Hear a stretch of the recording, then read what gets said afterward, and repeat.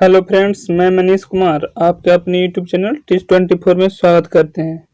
आइए हम आज वीडियो भारतीय संविधान से लेकर आए हैं, जो कि ये भारतीय संविधान का जो ये चैप्टर होगी, इसमें हम सभी चैप्टर क्लियर करेंगे भारतीय संविधान में।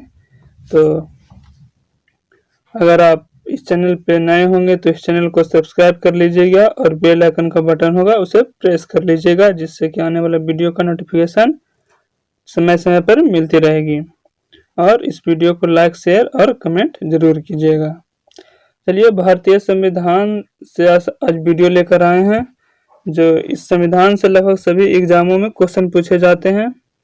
तो आइए शुरू करते हैं। फर्स्ट अध्याय संविधान का फर्स्ट वीडियो होगा ये। हम रेगुलर वीडियो लेकर आएंगे संविधान से। तो आइए, भारत का संविधान से फर्स्ट वीडियो है भारत का संवैधानिक विकास। भारत का संवैधानिक विकास से लेकर हम वीडियो लेकर आए हैं, जो कि बहुत ही महत्वपूर्ण होने वाली है ये वीडियो सभी एग्जामों के लिए। तो चलिए शुरू करते हैं और देखते हैं क्वेश्चन। ये क्वेश्चन है, निम्नलिखित में से किस अधिनियम के द्वारा कलकत्ता में सर्वोच्च न्यायालय की स्थापना की गई थी? तो ये इसका आंसर होगा ऑप्शन ए, रेगुलेटिंग एक्ट 1773 के द्वारा कलकत्ता में सर्वोच्च न्यायालय की स्थापना की गई थी। ठीक, इसका फैक्ट देखें तो रेगुलेटिंग एक्ट 1773 के द्वारा वर्ष 1774 में कलकत्ता में एक सर्वोच्च न्यायालय सुप्रीम कोर्ट की स्थापना की गई। इसके प्रथम प्रमुख न्यायाधीश कौन थे? तो सर एलिजा इम्पे कलकत्ता सर्वोच्च न्यायालय के प्रथम मुख्य न्यायाधीश थे। ठीक, आगे देखते हैं अगला क्वेश्चन। भारतीय शासन व्यवस्था में प्रतिनिधि एवं लोकप्रिय घटक पॉपुलर कंपोनेंट को समाविष्ट करने का प्रथम प्रयास किस अधिनियम के द्वारा किया गया था? तो इसका आंसर होगा भारतीय परिषद अधिनियम 1861 के द्वारा किया गया था। ठीक, आगे देखते हैं इसका फैक्ट। तो इसका फैक्ट है, भारतीय परिषद अधिनियम 1861 के द्वारा वायसराय की परिषद की विस्तार किया गया तथा इसमें भारतीय प्रतिनिधियों को शामिल करके उन्हें विधायी कार्यों में भागीदारी प्रदान की गई। इस अधिनियम के द्वारा वायसराय की परिषद में विधिवेत्ता के रूप में एक 5वें सदस्य को शामिल किया गया। इसके द्वारा विभागीय प्रणाली की शुरुआत की गई। ठीक, आगे देखते हैं क्वेश्चन। निम्नलिखित में से किस अधिनियम के अंतर्गत भारतीय विधान परिषद को बजट पर चर्चा करने का शक्ति प्रदान हुआ? तो इसका आंसर हो जाएगा आपका ऑप्शन नंबर बी, भारतीय परिषद अधिनियम 1892। भारतीय परिषद अधिनियम 1892 के द्वारा। आगे देखते हैं इसका फैक्ट। तो इसका फैक्ट होगा, भारतीय परिषद अधिनियम 1892 के द्वारा वायसराय की परिषद में सदस्यों की संख्या बढ़ा दी गई। किस अधिनियम? 1892 अधिनियम द्वारा। और परिषद के कार्यों का विस्तार कर दिया गया।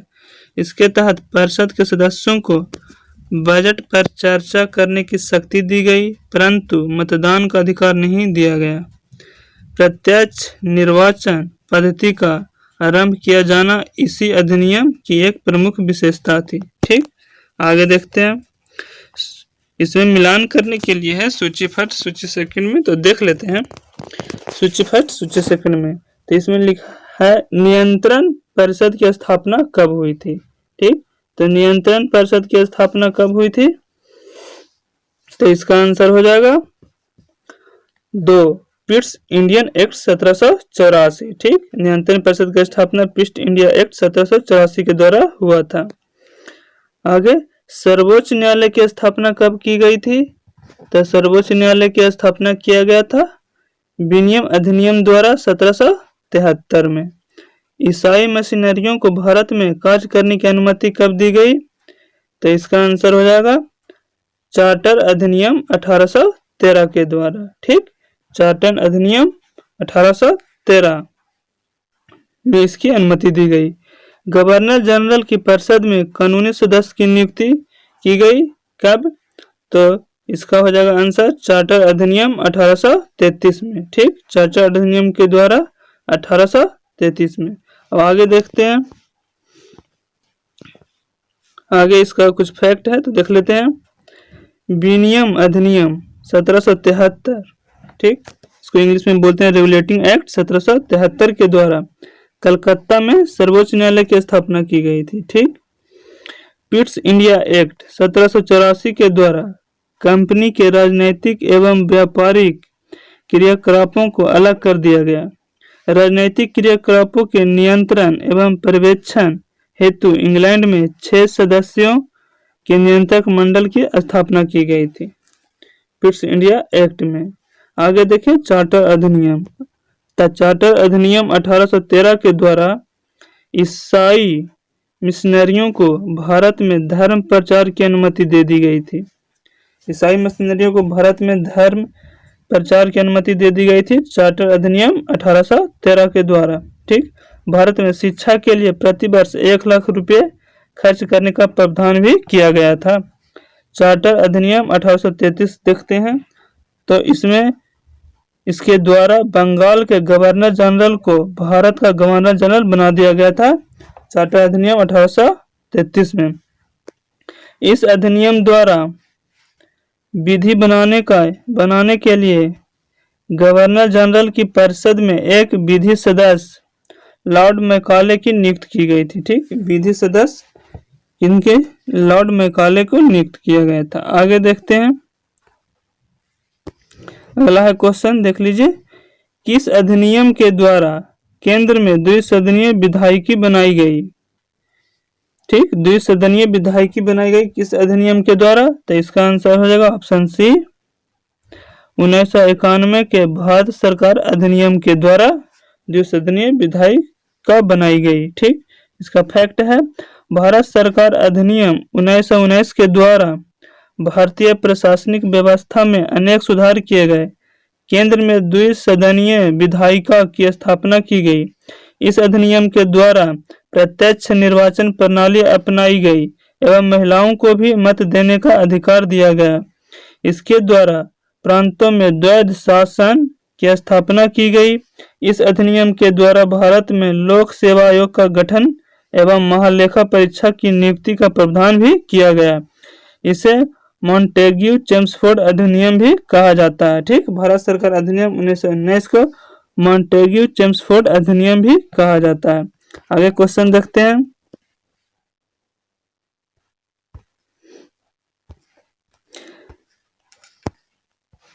निम्न में से किस अधिनियम के फलस्वरूप बर्मा को भारत से पृथक किया गया?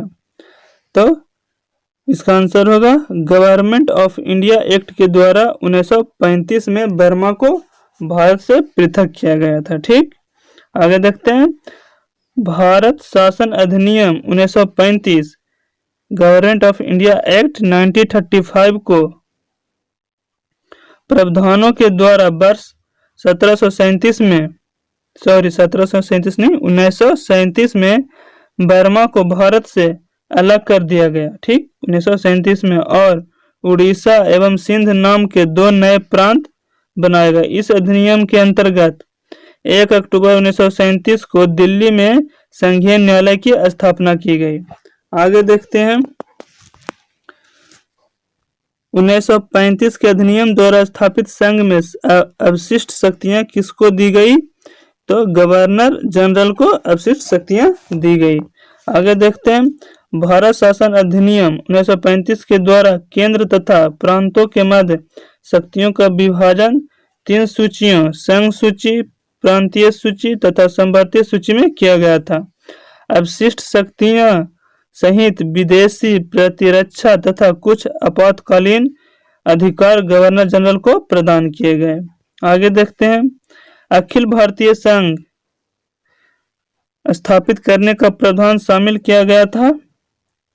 अखिल भारतीय संघ स्थापित करने का प्रावधान शामिल किया गया था। तो इसका देख लेते हैं ऑप्शन,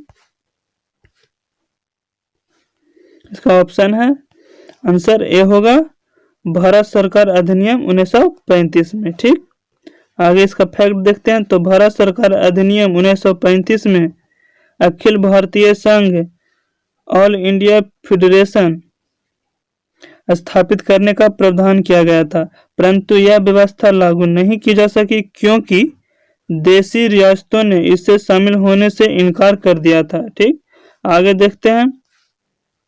राष्ट्रपति को अध्यादेश जारी करने की शक्ति किस अधिनियम के द्वारा दी गई है?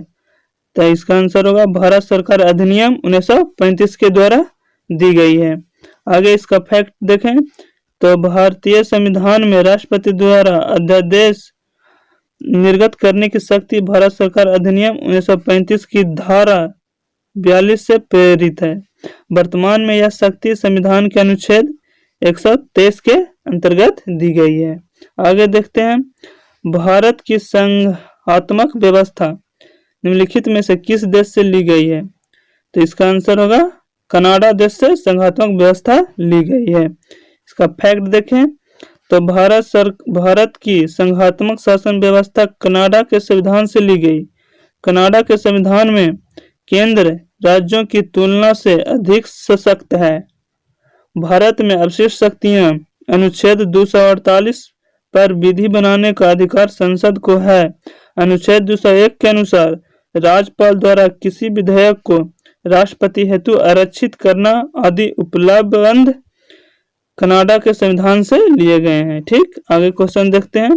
ये भी मिलान करने वाली है सूची फर्स्ट सूची सेकंड से। तो देखते हैं भारतीय संविधान के तत्व आदेश जिससे लिए गए हैं। ठीक है, तो राज्य का नीति निर्देश तत्व किस देश से लिए गए हैं? तो राज्य का नीति निर्देश तत्व आयरलैंड से लिए गए हैं। ठीक, राज्य का नीति निर्देश तत्व आयरलैंड से लिए गए हैं। और देखिए मूल अधिकार, तो मूल अधिकार आपको लिए गए हैं संयुक्त राज्य अमेरिका से। आगे देख लेते हैं, इधर इसका पूरा फैक्ट दिया हुआ होगा, देख लेते हैं। यहाँ पे राज्य के नीति निर्देश तत्व आयरलैंड से लिए गए हैं। मूल अधिकार आपको संयुक्त राज्य अमेरिका से लिए गए हैं। संघ राज्य संबोधन की समवर्ती सूची ऑस्ट्रेलिया से लिए गए हैं।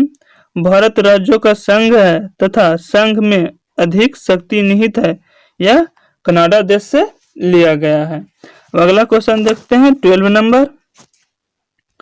भारतीय संसदीय प्रणाली ब्रिटिश संसदीय प्रणाली से इस विषय में भिन्न है कि भारत में न्याय पुनर्विलोकन की व्यवस्था है। ठीक, न्याय पुनर्विलोकन की व्यवस्था है। इसका फैक्ट देखें। तो ब्रिटिश संसदीय प्रणाली में संसद सर्वोच्च तथा प्रभुत्व संपन्न है। यहाँ पर कोई लिखित संविधान नहीं है। ठीक, ब्रिटिश संसदीय में कोई यहाँ लिखित संविधान नहीं है और न्यायपालिका को विधायिका द्वारा निर्मित इस कानून का न्याय पुनरावलोकन का कोई अधिकार नहीं है। भारत के संविधान में न्याय पुनरावलोकन प्रत्यक्ष नहीं बल्कि अप्रत्यक्ष रूप से अनुच्छेद 13 में निहित है। इसके अंतर्गत कार्यपालिका को के किसी आदेश या विधायिका के किसी कानून पर न्यायालय द्वारा पुनर्विचार करना और संवैधानिक पाए जाने पर उसे मदद कर देने का अधिकार है। ठीक, भारतीय संविधान में न्यायिक पुनरावलोकन का संकल्पना किस देश के संविधान से ली गई है? तो अमेरिकी देश के संविधान से ली गई है। आगे क्वेश्चन देखते हैं। निम्नलिखित में से कौन सा कथन सत्य है? ठीक, तो इसका आंसर हो जाएगा संयुक्त राज्य अमेरिका में सरकार का संघीय प्रणाली है, जो कि ये कथन सही है। बाकी ये सब है कथन भारत में सरकार के संघीय और एकात्मक दोनों प्रकार की प्रणाली है, ये गलत है। फ्रांस में सरकार की संघीय प्रणाली है, गलत है। पाकिस्तान में प्रधानमंत्री की नियुक्ति वहां की जनता द्वारा की जाती है, ये भी गलत है। तो इसका आंसर सही होगा ऑप्शन ए, संयुक्त राज्य अमेरिका में सरकार का संघीय प्रणाली है। ठीक, आगे देखते हैं। उसका कुछ फैक्ट। तो प्रारंभिक अमेरिकी संविधान परिषद की व्यवस्था करता था। ठीक, परंतु अमेरिकी गृह युद्ध के पश्चात संघीय न्यायालय द्वारा दी गई विभिन्न निर्णयों ने उसे संघीय स्वरूप प्रदान किया। संघात्मक व्यवस्था के अनुरूप अधिकांश विशेषताएं अमेरिका संविधान में शामिल हैं, जैसे लिखित संविधान, स्वतंत्रता, न्यायपालिका, दोहरी नागरिकता, सर्वोच्च न्यायालय को न्याय पुनरीक्षण की शक्ति, राज्यों के अपने पृथक संविधान की उपस्थिति आदि शामिल हैं। आगे देखते हैं क्वेश्चन। तो भारतीय संविधान में निहित मौलिक अधिकारों की अवधारणा किस देश के संविधान से ग्रहण की गई है? ये संयुक्त राज्य अमेरिका से ग्रहण की गई है मौलिक अधिकार। ठीक, इसका फैक्ट देखें तो भारतीय संविधान में मौलिक अधिकारों फंडामेंटल राइट्स का विचार अमेरिका संविधान से लिया गया है। भारतीय संविधान के भाग 3 में निहित मूल अधिकार अमेरिका के अधिकार पत्र बिल ऑफ राइट्स के समान है। इस अधिकारों के प्राकृतिक और अपरिहार्य अधिकार भी कहा जाता है। ठीक, नेचुरल और इनएलिएनेबल कहा जाता है। आगे देखते हैं क्वेश्चन। B.R. अम्बेडकर का संविधान सभा में निर्वाचन हुआ था कब? B.R. अम्बेडकर को संविधान सभा में निर्वाचन कब हुआ था? बम्बई प्रेसिडेंसी द्वारा B.R. अम्बेडकर को निर्वाचन हुआ था। ठीक, आगे देखते हैं इसका कुछ फैक्ट। तो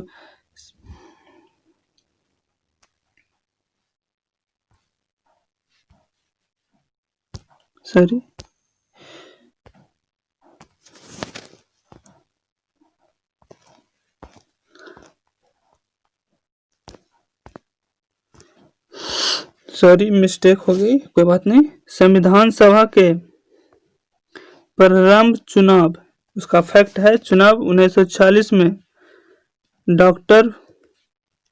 डॉक्टर भीमराव अंबेडकर का निर्वाचन अविभाजित भारत के बंगाल प्रांत के पूर्वी भाग से हुआ था।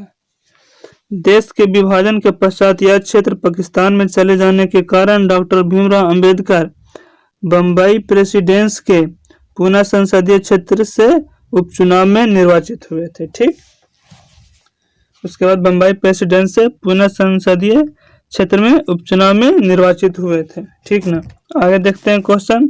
डॉक्टर भीमराव अंबेडकर का जन्म और मृत्यु कब हुई थी?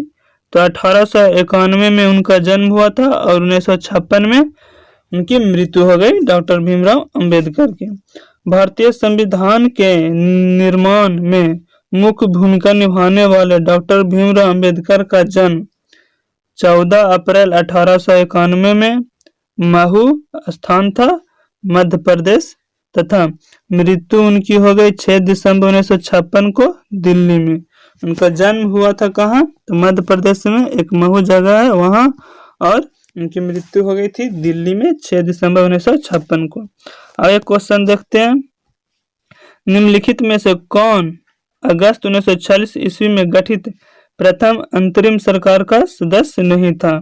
ठीक, तो इसका आंसर हो जाएगा option number C, doctor S Radhakrishnan अंतरिम सरकार के सदस्य नहीं थे।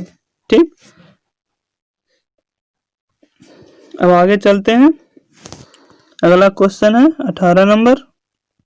18 नंबर से पहले 17 नंबर का फैक्ट देख लेते हैं। तो देख लेते हैं फ्रेंड्स। कैबिनेट मिशन योजना के अंतर्गत अंतरिम सरकार का गठन कब हुआ था? तो 24 अगस्त 1946 में किया गया था। अंतरिम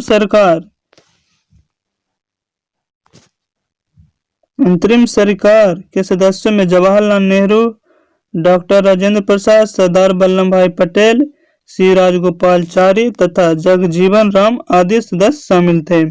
लेकिन डॉक्टर एस राधाकृष्णन अंतरिम सरकार के सदस्य नहीं थे, बल्कि वे स्वतंत्र भारत के पहले उपराष्ट्रपति थे। डॉक्टर एस राधाकृष्णन स्वतंत्र भारत के पहले उपराष्ट्रपति चुने गए थे। आगे देखते हैं। भारत की संविधान सभा का प्रथम अधिवेशन कब हुआ था? ठीक, तो 9 दिसंबर 1946 को प्रथम अधिवेशन हुआ था संविधान सभा का। इसका फैक्ट देखें तो भारतीय संविधान सभा की पहली बैठक 9 दिसंबर 1946 को हुई, जिसका अस्थायी अध्यक्ष डॉक्टर सच्चिदानंद सिन्हा को बनाया गया। संविधान सभा का पहली बैठक में मुस्लिम लीग शामिल नहीं हुई, अतः बैठक में 389 सदस्यों में केवल 211 सदस्य ने भाग लिया था। 11 दिसंबर 1946 को संविधान सभा में डॉक्टर राजेंद्र प्रसाद को निर्विरोध संविधान सभा का अस्थायी अध्यक्ष के रूप में निर्वाचित किया गया।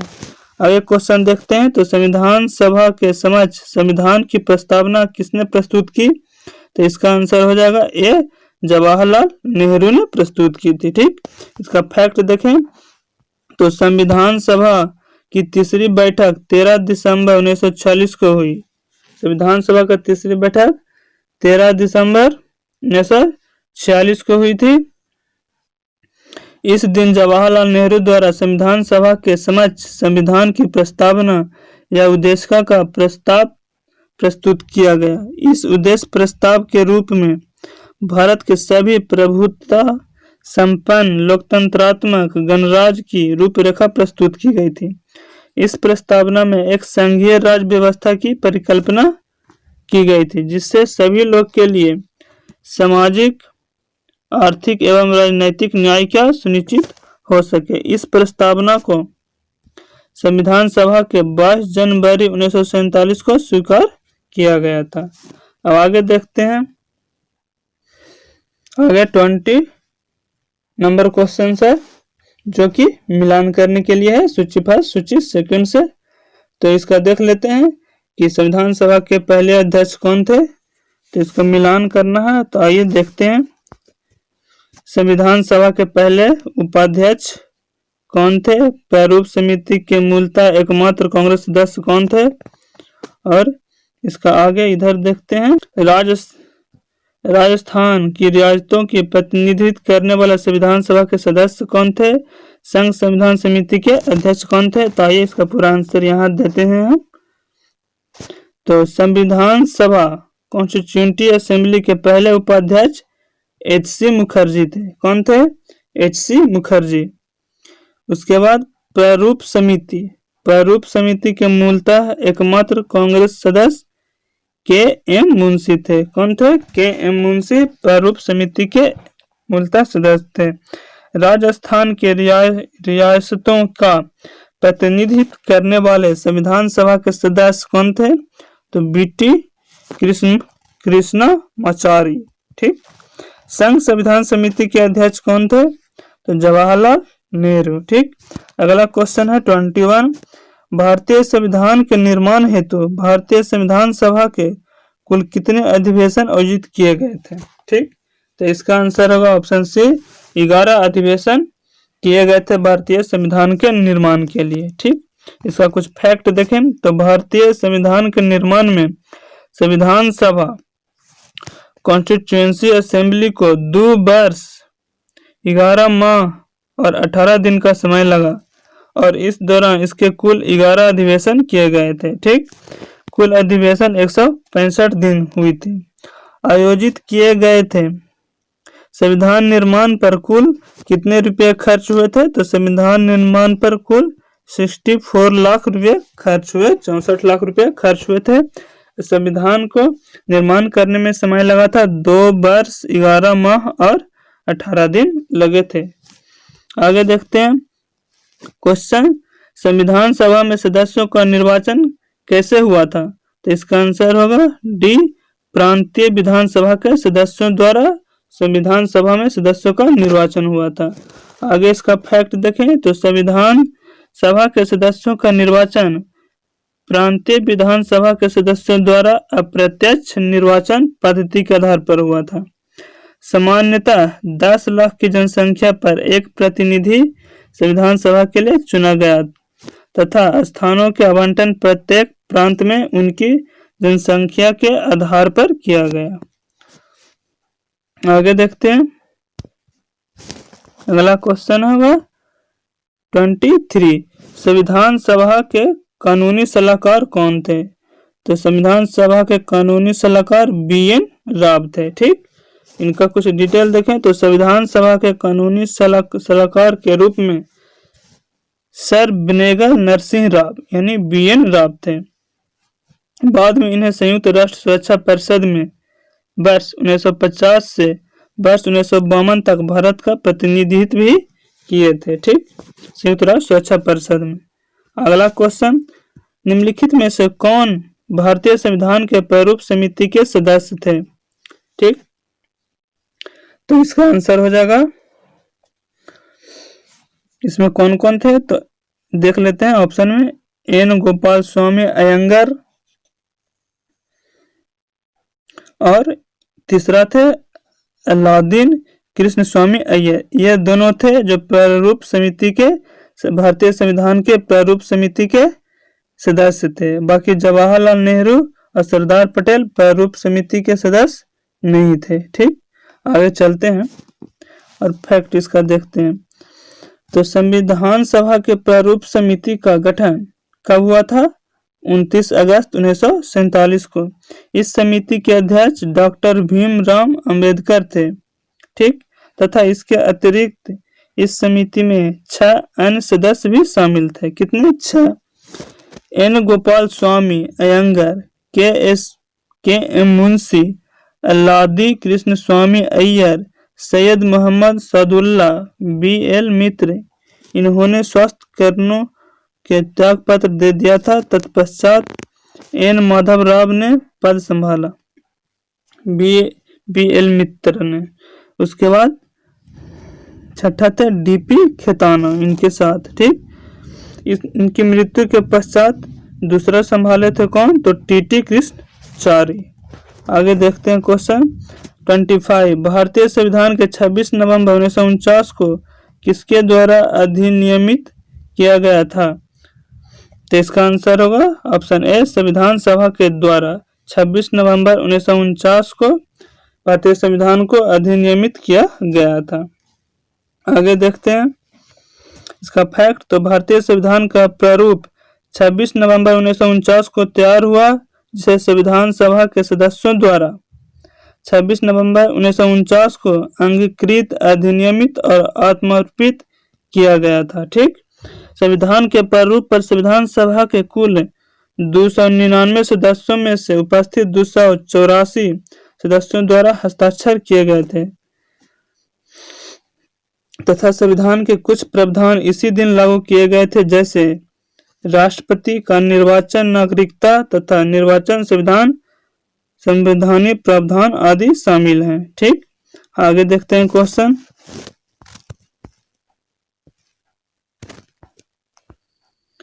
किस वर्ष में जन गण मन को भारत के राष्ट्रगान के रूप में अपनाया गया? तो वर्ष 1950 में भारत के राष्ट्रगान के रूप में जन गण मन को अपनाया गया था। आइए इसका फैक्ट देखते हैं। तो जन गण मन के रचयिता कौन है? रविन्द्रनाथ टैगोर। इनके द्वारा वर्ष 1911 में की गई थी इनकी रचना। इस संविधान सभा द्वारा राष्ट्रगान के रूप में इसे अपनाया गया। 24 जनवरी 1950 को राष्ट्रगान के गायन के समय कितने होते हैं? 52 सेकेंड। जन गण मन को पहली बार वर्ष 1911 में भारतीय राष्ट्रीय कांग्रेस के कलकत्ता अधिवेशन में गाया गया था। कलकत्ता, उस समय उसकी अध्यक्षता कौन कर रहे थे? तो बिशन नारायण धर। ठीक, अगला क्वेश्चन, निम्नलिखित में से संघ संविधान समिति का अध्यक्ष कौन था? तो इसका आंसर होंगे जवाहरलाल नेहरू। जवाहरलाल नेहरू संघ संविधान समिति के अध्यक्ष थे। ठीक, इसका फैक्ट देखें तो संघ संविधान समिति के अध्यक्ष जवाहरलाल नेहरू एवं मूल अधिकार उप समिति के अध्यक्ष जे.बी. कृपलानी थे। Doctor B R. अम्बेडकर प्रारूप समिति के अध्यक्ष थे। प्रारूप समिति के अध्यक्ष बी.आर. अम्बेडकर तथा अलाउद्दीन कृष्ण स्वामी अय्यर प्रारूप समिति के सदस्य थे। अगला क्वेश्चन, संविधान को 26 जनवरी के दिन लागू करने का निर्णय इसलिए किया गया क्यों किया गया था 26 जनवरी को ही कि संविधान लागू होंगे? तो इसका आंसर होगा ऑप्शन नंबर ए, कांग्रेस ने इस तिथि को वर्ष 1930 में स्वतंत्रता दिवस के रूप में मनाया था, इसलिए इसे 26 जनवरी को ही लागू करने का निर्णय लिया था। इसका फैक्ट देखें तो भारतीय राष्ट्रीय कांग्रेस के लाहौर अधिवेशन 31 दिसंबर 1929 में पूर्ण स्वराज की घोषणा की गई तथा 26 जनवरी को प्रतिवर्ष स्वतंत्रता दिवस मनाए जाने का संकल्प लिया गया। इस अधिवेशन की अध्यक्षता जवाहरलाल नेहरू ने की थी। ठीक, आगे देखते हैं।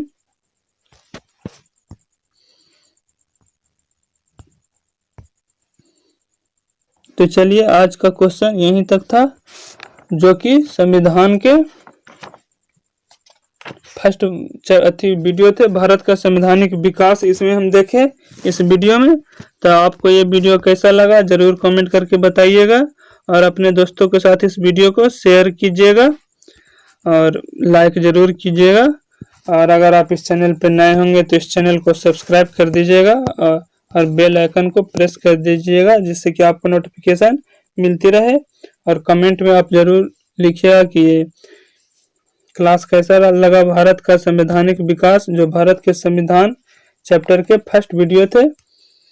तो इसी तरह हम अगला भाग भी लेकर आएंगे भारत के संविधान से। जो अगला भाग होगा वो होगी टॉपिक उद्देश्य का, यानी भारत के संविधान के उद्देश्य क्या थे और क्या नहीं।